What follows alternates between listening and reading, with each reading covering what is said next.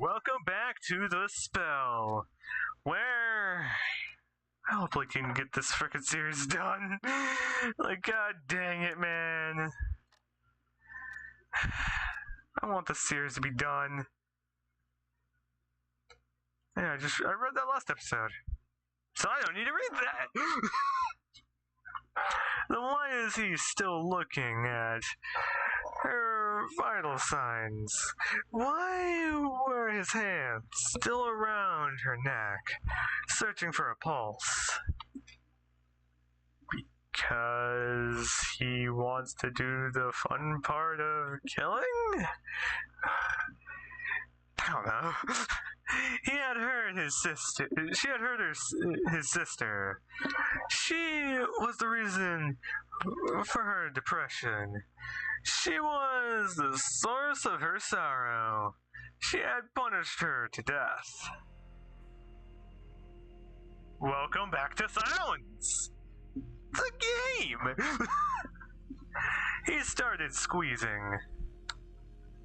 Because of her, she killed her. She laughed at her. She deserved to die.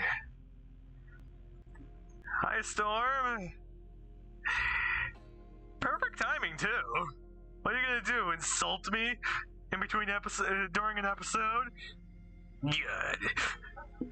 Die, die, die. Okay, I'm not gonna do more than that. She's gonna take a long nap. A dirt nap.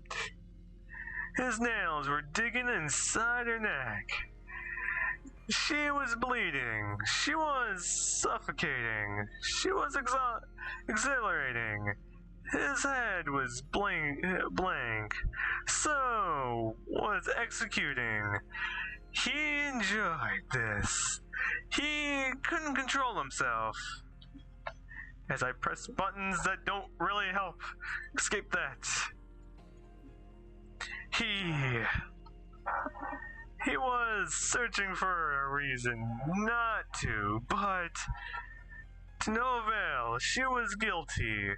She was in front of him, waiting, begging. If he didn't take this opportunity now, then he wouldn't be able to face his sister.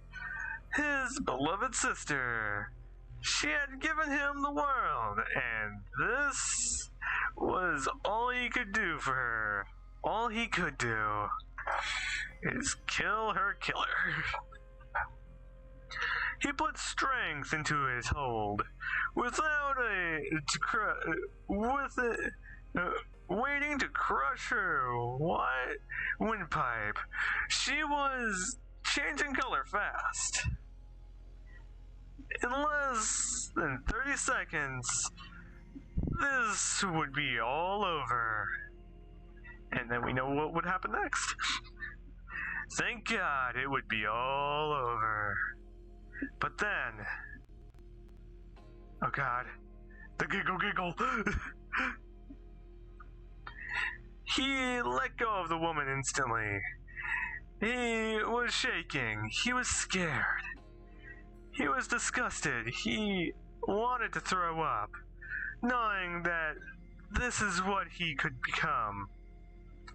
A murderer? That's not right.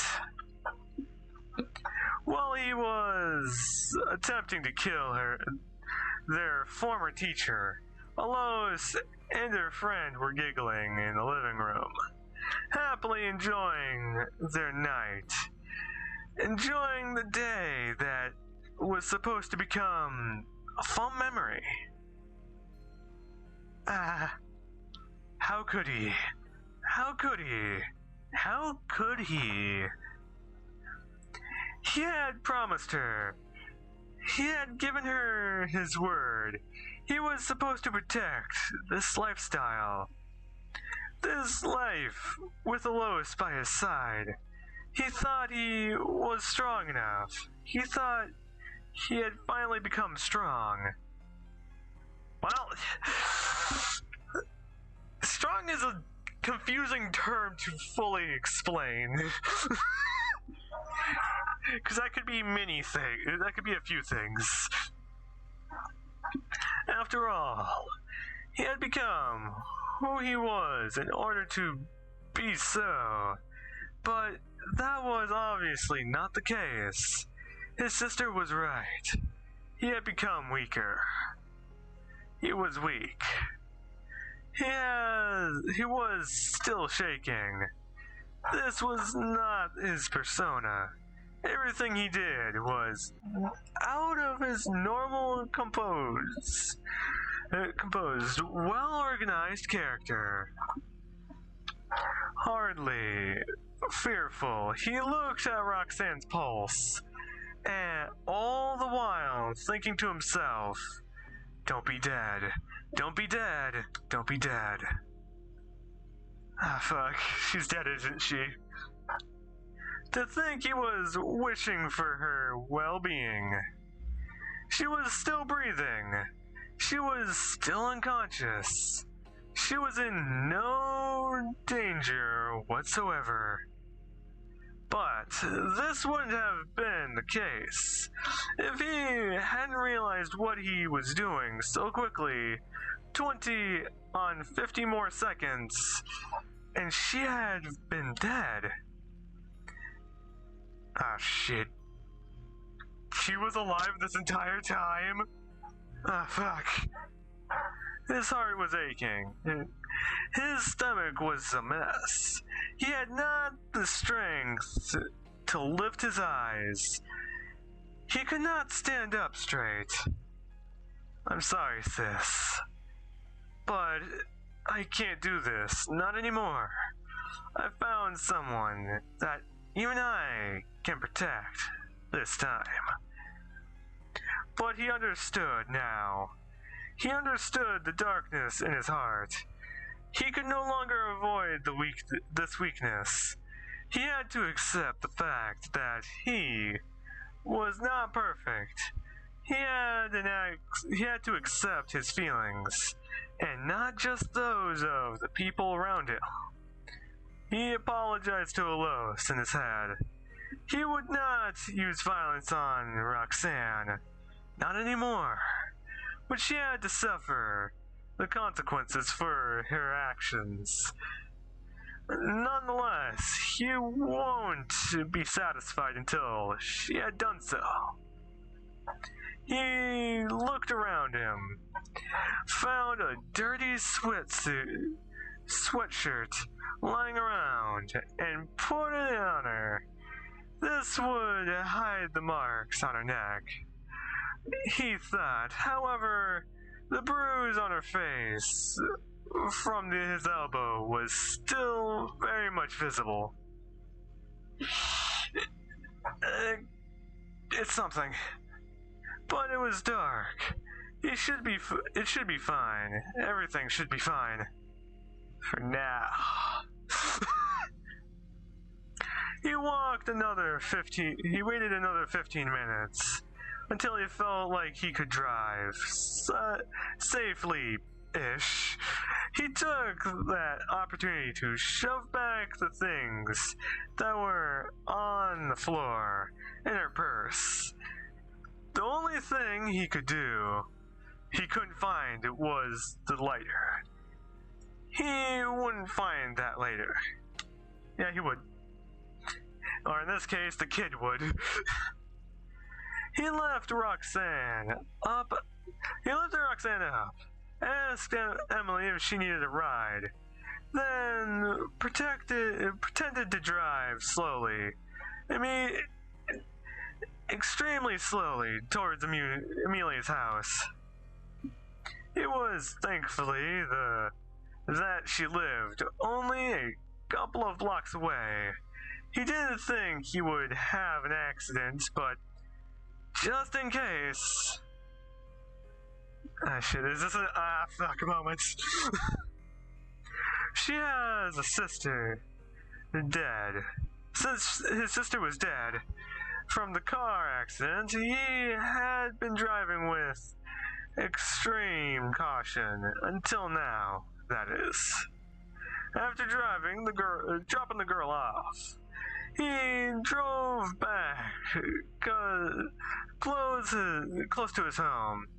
He had already found a good place for what he planned to do. He found it the very first day that he rented the apartment. And then stuff happened. It was a small private shelter. Someone else's shelter, obviously.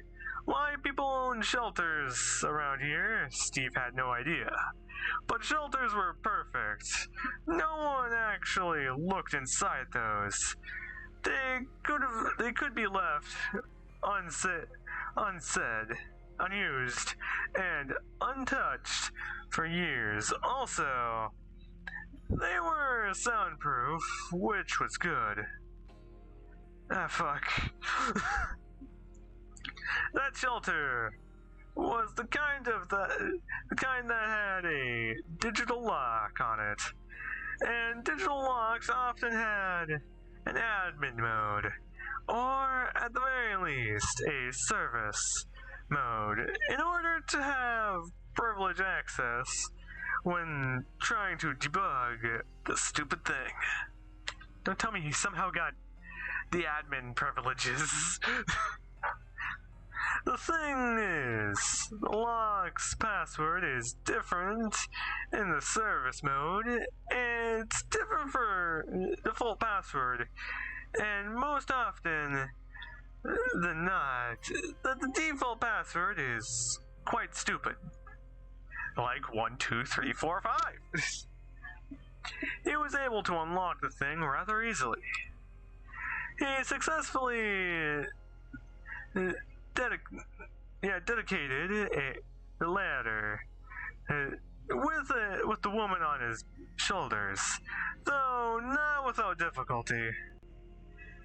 He put her in a little room made of steel that he had already emptied beforehand. He left her 2 bottles of water, a bucket before jamming the door shut, and a crowbar. Okay. Hopefully she can get out. He then went back to his apartment. Just like that. She's gonna freaking starve in there, isn't she? Because you can last about a week with water. Maybe a little bit more. He didn't have a plan. He wasn't going to use violence on her, but he wanted her to suffer a little nonetheless. A couple of days stuck in that room would do just fine. Then he could comfort her, and when the time comes, hopefully, he will learn the truth. And when he came back home, the lights were on. Fuck. Shit. He had left Alos all alone. She told him she was scared of being alone. That was careless of him. He heard some noise in the corridor, and then nothing. He looked at Alos's door, but it was closed. He walked towards his room, but lightniness came over him. All of a sudden, he struggled out. He found a wall to lean on. He was way past his limits. Alcohol was still very much in his system. He had simply forgotten about it. The moment that his harsh reality showed its ugly head. And then more questions started, and now this is the part where I know what happens. God dang it, Alos.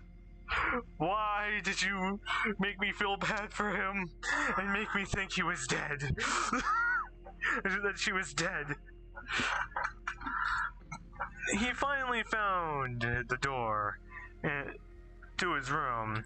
He closed the door behind him and collapsed on his bed. He fell asleep right then and there, followed by Fade to Black. Brought to you by Sunday. Next day was very quiet. Ella stayed in her room, probably enjoying her last day off before returning to school. The fact that she had not talked or even sent a message to him made him feel a bit disconcerted. Yet, he knew the best way to deal with those kinds of situations was to give her some space.